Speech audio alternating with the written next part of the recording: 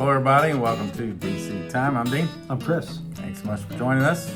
Chris and I is happy to get together.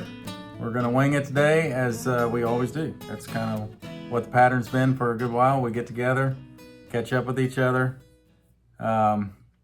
share with each other things that maybe happen to us, and so we think about our week and then our perspective and how we might look at it. And so we're just going to turn the camera on like we do and share with you. Hope you guys are encouraged.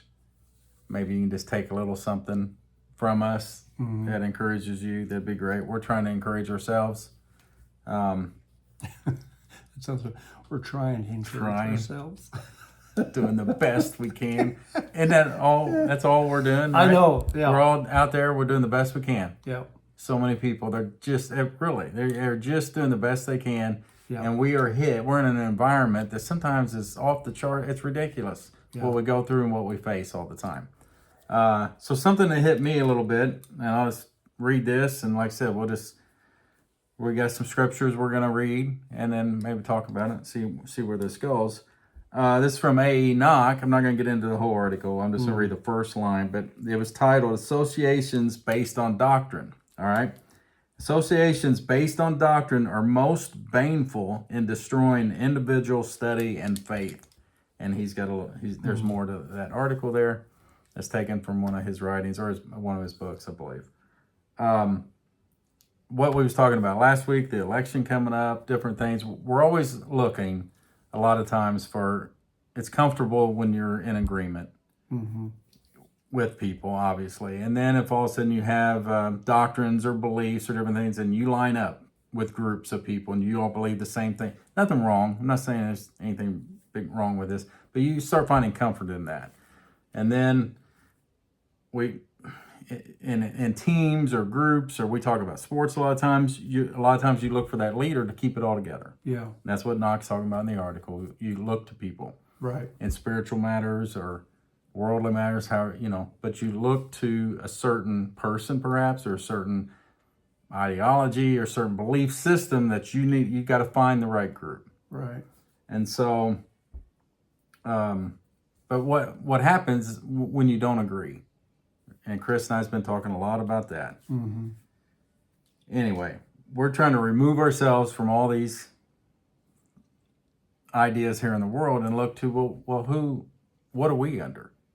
And it's all about freedom now, what we're finding. Exactly, yeah. And Chris just said it to me. It's like, it's amazing. The more you look at this from a different view, you start realizing, well, look all what God's doing for us right now and what he has planned for us. So we find a lot of comfort in that. And you start reading scripture in a different way. Everything's done for us on our behalf. Everything's going to work to the good. We say it all the time. And I want to encourage you, if you're new out there and don't know this, God's not mad at you. You're his beautiful creation. He's got you right where he wants you right now. He's teaching you something, whatever you're going through right now. Those are beautiful truths. A lot of people don't know that. I don't know if we take that for granted. I said that earlier. I don't know if I take things for granted, but that's a big truth right there. That God's not mad at you. I used to think, oh yeah, he's looking at us, like all the sins. Oh gosh, all the time I thought this. Right? He couldn't possibly be proud of me or... Right, but he is. You're his perfect child. He loves you. Yeah. Achievement. We're his achievement. You're going to be transformed into this beautiful being. What he has for us. Wait till you hear some of the stuff Knoch says about this. So that helps us remove ourselves sometimes from this environment we're in, where we're always lining up based on the belief system and all kinds of things like that. So we're trying to get to the spirit of things. And so, with that, you want to read there in Romans, or I got Colossians here that we're going to read too. Yeah, go ahead and read what you had in Colossians. This is kind of like a prayer again, the way we look at it from Paul. Therefore, we also, from the day on which we hear, do not cease praying for you and requesting that you may be filled full with the realization of his will, in all wisdom and spiritual understanding, you to walk worthily of the Lord, for all pleasing, bearing fruit in every good work, and growing in the realization of God. There's two hits there about realization. And the realization of God, knowing him, knowing his will. That's what he's bringing us into. He's not looking at you to, like I used to think, like I got to go find it. Like he's hiding it. I got to find it. I got to find what it is. That usually meant finding the right group that's going to tell me what it is. Yeah. And then I line up under that belief system. Yeah. And then, now God's happy with me. And this is totally, that's not what Paul's getting at there. Yeah. It's interesting, how you and I will generally talk upstairs, then come down and turn the camera on. And we've been talking about different things today. And I mean, instantly you turn the camera on, you start talking about these things, trying, to find the right group, to get with the right people.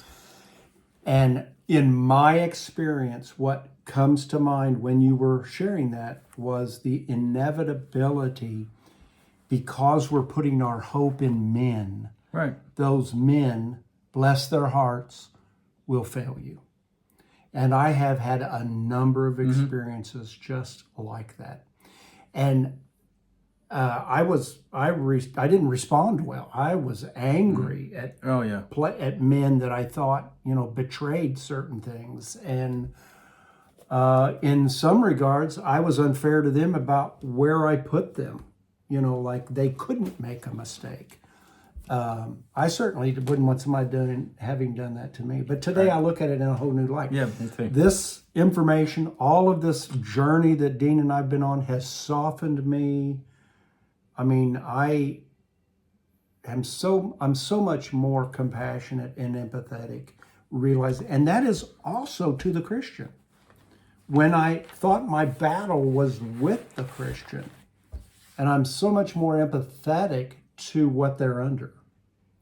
And let me stop. Keep your thought. Yeah. And that goes to what I'm saying there. The way I hear Chris there, when he says that, there I'm just, in case someone's new out there listening.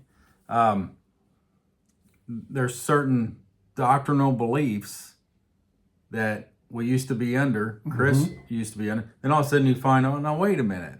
Right. That's not what Scripture's talking about, or I don't believe that anymore. But then all of a sudden you don't fit within that system. Right. And there's what happened. There's this big battle. And then it's us versus them type battles. And then we start thinking, because it's happening in real time. Then all of a sudden, friends, family members, people at church, all of a sudden you're in a battle because you believe doctrinally, you believe different things. Or I believe this about God, you believe this about, so then we're in this battle. What do we do about it? That's what we're kind of discussing. And do we have to be, I mean, of course, these things are going to happen. There's differences, obviously. It's amazing, I said it earlier, that we know anything. So when we get a glimpse of something, you come into a realization that, oh, God's this good, great, loving Father, a happy God. He's happy with His creation. He's doing all these things, this good and evil world we live in, on purpose. It's all for the greater good. Nobody's getting cheated. Everybody's coming in. All creation's coming back to Him. It all came out of Him. Well, that doesn't fit within the system of religion. That just doesn't fit, that belief. And so that's what Chris is talking about. All of a sudden, everyone in our circle, maybe they're in a system that may say God's in control, but really doesn't grasp onto that or think of it in the way that you may be thinking of it, or we may be thinking of it. Might be thinking. So how do we, is that okay? Well, now we're finding that's okay. It is okay. It's okay. This is the part. That's all for our learning then too. Yes. It's okay. This is the part that I'm learning how to operate with these truths, and how I can still be a comfort to those who don't agree with me. Right. And stuff. Anyway, again, I went into Romans this morning and was looking at Romans 8. I'm going to read quickly. Romans 8:26. I think I might read down to 31 here. Now, similarly, the Spirit also is aiding our infirmity for what we should be praying for, to accord with what must be. We are not aware, but the Spirit itself is pleading for us with inarticulate groanings. Now He, capital H, now He who is searching the hearts is aware what is the disposition of the Spirit, for in accord with God is it pleading for the saints. Now we are aware that God is working altogether for the good of those who are loving God, who are called according to the purpose, that whom He foreknew, He designates beforehand also to be conformed to the image of His Son, for him to be the firstborn among many brethren. Now whom he designates beforehand, these he calls also, and whom he calls, these he justifies also. Now whom he justifies, these he glorifies also. Going from there to Knoch's commentary about this. This is the really good stuff that I appreciated from Knoch, giving us a little more of an illustrative look at the verses I was just reading. Here is the true form for acceptable prayer in this economy. It is not definite persistence like the inopportune widow. It is acknowledged weakness and ignorance casting itself on God, urged on by his Spirit, knowing only the need and the one who can meet it in his own way.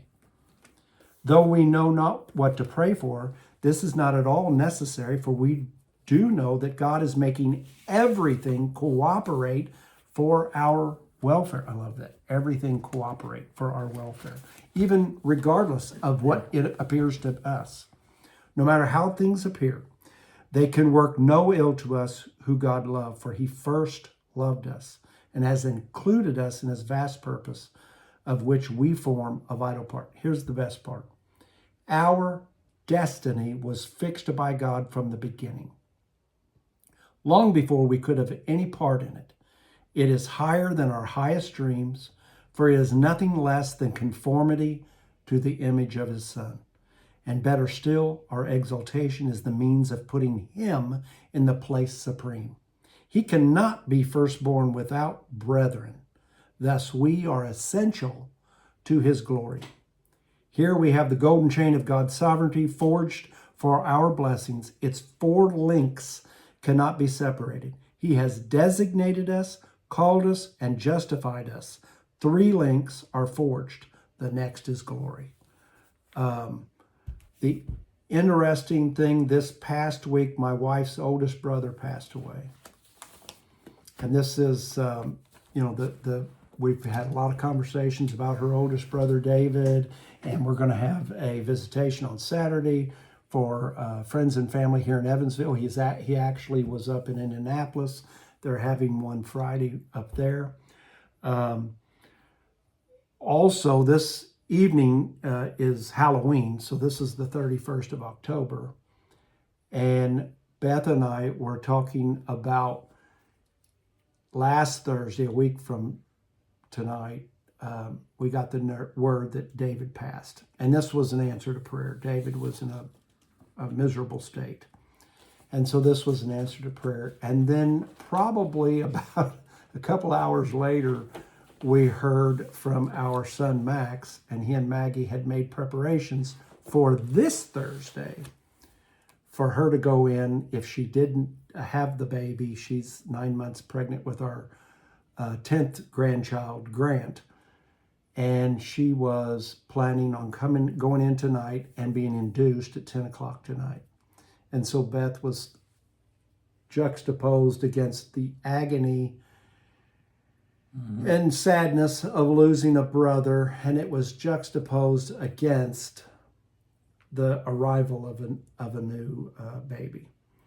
And we talked about that. And, I think I've shared with many of you, we don't always agree on all of these things about the truth about death and whether people are in heaven right now and so forth. But I tell you what, when Dean and I have an opportunity to get together and share these things, and there was a time in my life when realization would come, and then I had this, it's hard to describe, I had this desire to correct someone else's understanding. Well, it's all about what we talked about. It's the environment we live in. Trying to find the right belief system or the right doctrines. So then you find I'm over here. Well, if someone's not there with you, you got to get them there with you. Yeah. It's that kind of thinking, I believe. Yeah. Because we are comforted in that idea of, we come together around particular beliefs. And I think I had to wear myself out doing that to finally realize, to come to realization that it wasn't my calling. It wasn't what I was supposed to be doing. And now, Right. the things that God gives me, I can use to comfort others who don't agree with me. And it's such a great gift to be able to share some of these things with others. It's happened 2 or 3 times this week where I've had conversations and things have come to my mind that I have known from Scripture, and they were helpful to other people. Knowing full well these people don't agree with me on many of these other things, but it didn't matter. And they were great moments that we shared. So I was encouraged by that, and the idea that I'm not here to change someone else or create another person who thinks like me. There's great freedom that you and I talk about in that. Right, for sure. And so many people, like I said, there's so much we don't know as humans. And so there's so much to learn. So sometimes, I don't know if we forget or we might think someone really knows a lot of certain truths or certain things, but maybe they really don't. It hadn't hit them in this realization of who, God is and his love, and it's in spirit and all these different things that Paul's talking about that goes into another realm. Maybe, they haven't gotten that. So, Chris, just the simplest of words sometimes can encourage somebody when they're going through the loss of a loved one, going through these horrors that we go through while we're in this environment of sin and death and everything. Can encourage somebody about the sovereignty of God. That so many think they believe, and then, like you said, we're bringing up Psalms and all these verses that all of our days are numbered and everyone's planned out, and it's like, oh no, wait a minute, does everybody really believe that? We say God's in control and he's planned all my days. So really, I have next week's planned out for me. Everything I'm going to do, say where I'm going to go, what way I'm going to turn, right or left. That's all planned. That's what Scripture says. I don't know. I used Job 14:15 this week with a nephew. He emotionally sharing with me that his father just died, and he was there sitting beside him when he did. And I shared Job 14:15, and he'd said he'd never heard those passages before. It's a gift. It really is to be able to share some of these things and see what God can do between people who don't have agreement on everything. So hope that's encouraging to you. Yeah, if you can get anything out of that, take it. Take it and run Take with it it. and run with it. There you go. All right. Thanks so much for joining us, and we'll see you next week. See you.